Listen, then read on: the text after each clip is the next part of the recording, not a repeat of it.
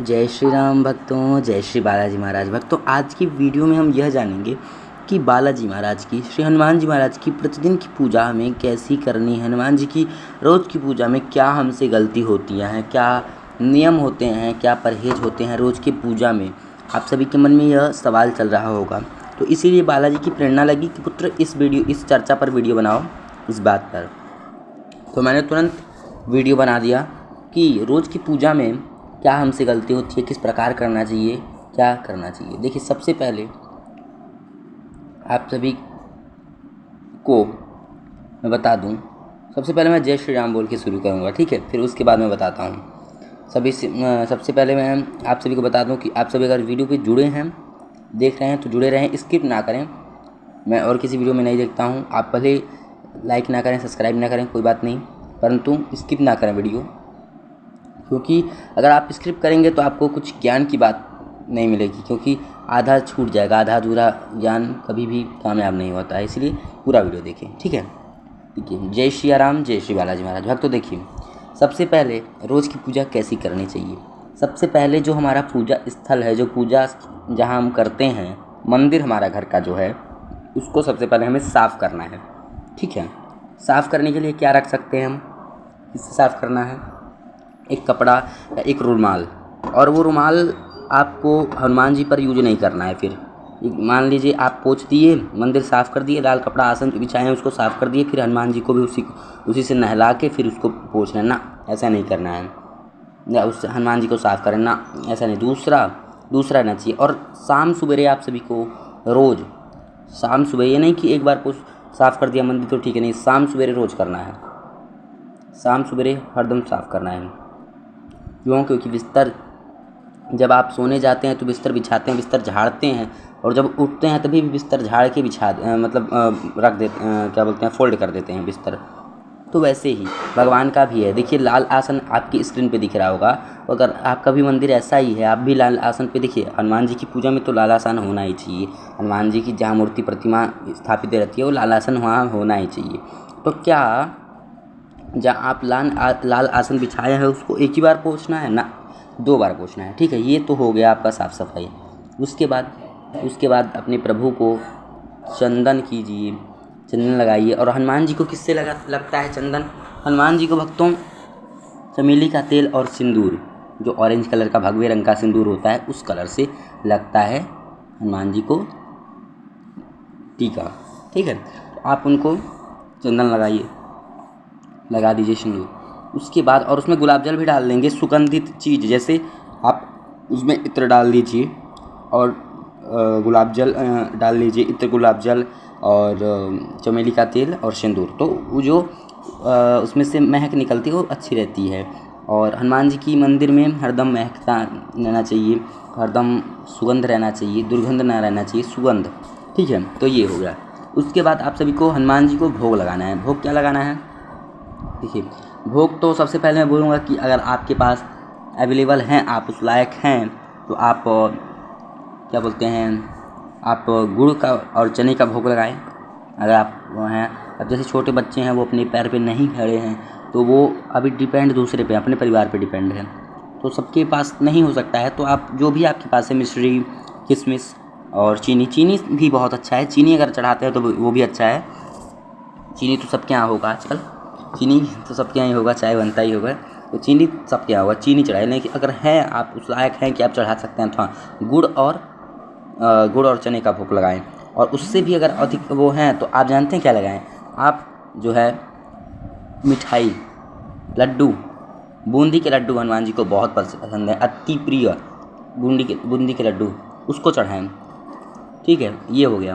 जल उनके मुख से लगाएं, सबसे पहले हृदय में, फिर मुख में। कि हृदय में कौन वास करता है? स्वयं श्री सीताराम भगवान वास करते हैं उनके हृदय में। तो सबसे पहले हृदय में, फिर मुख में। जब ये हो गया आप सभी का, उसके बाद धूप दीप कैसे करना है? धूप, अगरबत्ती, दीप। अब दीप आप कैसे जलाते हैं? जैसे कई लोग रुई के बत्ती का दीप जलाते हैं, तो रुई के बत्ती का क्या दीप जलाना चाहिए? जो जलाते हैं या लोग दिखाते हैं, क्या वो सही है? रुई की बत्ती का भी सही है, पर अगर आप कलावा जानते होंगे जो रक्षा सूत्र आप बांधते हैं हाथ में, उसका अगर आप बना के जैसे रस्सी एकदम मथा जाता है उसको एकदम मथ के अगर आप उसका दीपक जलाते हैं तो अति उत्तम रहेगा, और उसका जलाते हैं तो बहुत बहुत सुंदर रहेगा। उसको जलाइए। और आप रुई का भी जला सकते हैं, कोई बात नहीं है, रुई का भी जला सकते हैं। और जो उसके ऊपर काला काला कहें तो फूल भी बन जाता है, नहीं तो कई लोग कि उसमें काला काला जम जाता है तो उसको साफ़ भी कर सकते हैं। जब ठंडा हो जाए उसको फिर साफ़ करके फिर शाम को भी उस दीपक को जला सकते हैं। हाँ, एक बात और, जो माचिस की तिल्ली, एक तिल्ली से एक ही दीपक जलना चाहिए। जैसे आपने आवाहन किया हनुमान जी महाराज का, देखिए हनुमान जी का चैनल है इसलिए मैं हनुमान जी का ही बात करता हूँ और किसी देवता का नहीं बात करता हूँ, हनुमान जी का ही। आस बालाजी, विश्वास बालाजी, दुनिया में बस मेरे खास बालाजी। मैं दुनिया में बस मेरे खास बालाजी, मैं बालाजी को ही बस सब जानता हूँ। मैं किसी की निंदा नहीं कर रहा हूँ, पर लेकिन मेरे लिए सबसे पहले मेरे बालाजी। तो देखिए, तो बालाजी जो हैं उनको अगर आप आह्वान कर रहे हैं तो आवाहन का मंत्र ये है, ए हनुमान 12 वर्ष का जवान, हाथ में लड्डू मुख में पान, हाँक मारत आओ बाबा हनुमान, मेरी भक्ति गुरु शक्ति पूर्व मंत्र ईश्वरी वाचा जय श्री राम। इस मंत्र से भी आप बुला सकते हैं। नहीं कोई मंत्र है, नहीं कोई आपको आ रहा है तो आप सीता राम नाम से भी बुला सकते हैं। ठीक है, सीताराम, हे हनुमान जी महाराज, हे पवन पुत्र हनुमान, हे संत श्री बलवंत हनुमंत लाल जी महाराज, हे राम जी के दूत, हे अंजनी मैया के पुत्र राम जी के दूत, आपका मैं आवाहन कर रहा हूँ प्रभु। ना मुझे मंत्र याद है, ना कोई तंत्र याद है, ना कोई तंत्रोक्त वैदिक शुभ बीज मंत्र कुछ नहीं याद है प्रभु। मैं अपने सीताराम नाम से आपका आवाहन कर रहा हूँ, आप आ जाइए। ऐसे अगर आप बुलाएंगे तो अवश्य आएंगे हनुमान जी महाराज। भगवान भाव देखते हैं। ठीक है, तो आप भगवान को जब दीपक जला रहे हैं तो एक तिल्ली लीजिए और दीपक जलाइए, और एक तिल्ली से एक ही दीपक जलाइए, एक तिल्ली से एक ही दीपक। जिस देवता का आह्वान कर रहे हैं उस देवता का आह्वान कीजिए। बोलिए, हे हनुमान जी महाराज, हे पवन पुत्र हनुमान, आप आइए महाराज, विराजिए प्रभु, दीपक में ज्योत में विराजिए, और तब उसको जला के दीपक में लगा देना है। ठीक है, अब उस ज्योत आप जब तक पूजा करते हैं तब तक वो ज्योत जलनी चाहिए। जब तक आप पूजा कर रहे हैं तब तक वो ज्योत जलना चाहिए, बुझना नहीं चाहिए। तिल्ली का तेल है तो बहुत अच्छा, लेकिन अगर हनुमान जी का पूजा मैं कर रहा हूँ, देखिए मैं सबसे पहले बोलता हूँ कि चमेली का तेल, सबसे पहले चमेली का तेल। हाँ, चमेली का तेल अगर नहीं अवेलेबल है, आपके पास उतना क्षमता नहीं है, तो तिल्ली का तेल का चल सकता है। ठीक है, अब उसके बाद क्या करना है आपको? उसके बाद धूप दीप जब आप कर लिए तो उसके बाद जो आप पाठ कर रहे हैं उस पाठ का प्रारंभ कर दीजिए कि हे श्री हनुमान जी महाराज, प्रभु मैं इस पाठ का प्रारंभ करने जा रहा हूँ। इस जो भी संकल्प लिए हैं तो संकल्प में तो नित्य पूजा है, तो आप जो भी मंत्र जाप पाठ करते हैं इत्यादि वो शुरू कर दीजिए।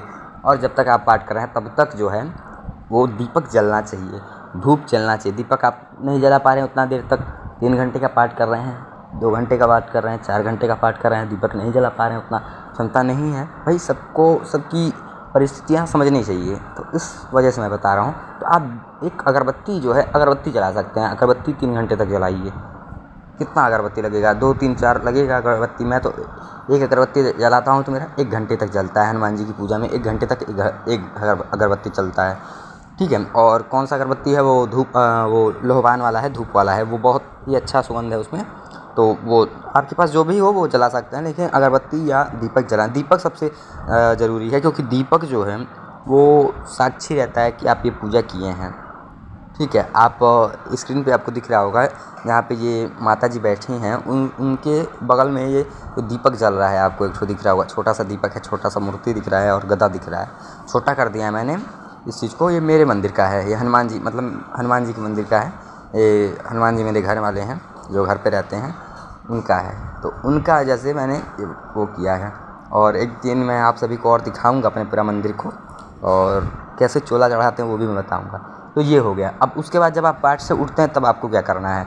आपको जल रखना है अपने साथ में थोड़ा सा।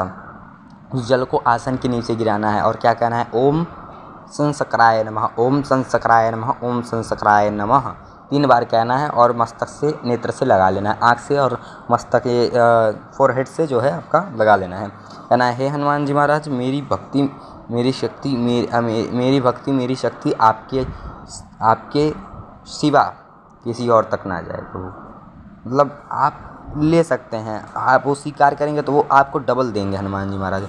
ठीक है, लेकिन अगर कोई और देवता, अन्य देवता लेके जाता है तो फिर वो आपको उसका फल नहीं मिलेगा। जैसे इंद्र को वरदान है कि अगर आप कोई जल नहीं गिराता है आसन के नीचे तो इंद्र जो है उसका फल जो है सारा वो लेके चल जाते हैं। ठीक है, ये चीज़ है। तो आपको जो है प्रार्थना करना है हनुमान जी से कि मेरी भक्ति, मेरी शक्ति बस आप ही तक सीमित रहे प्रभु, और किसी के पास जो है मेरी शक्तियाँ, मेरी चाहे मेरी पूजा पाठ किसी और के पास ना जाए।